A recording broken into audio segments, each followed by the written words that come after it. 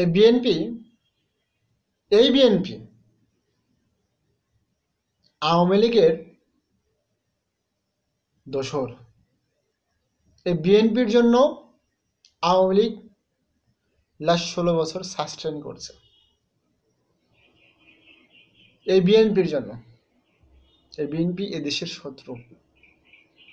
5ই আগস্টের পরে দেশে আজ পর্যন্ত গত 4 মাসে যত অকারেন্স ঘটেছে বিএনপির প্রত্যক্ষ পরোক্ষ ইন্ধনে।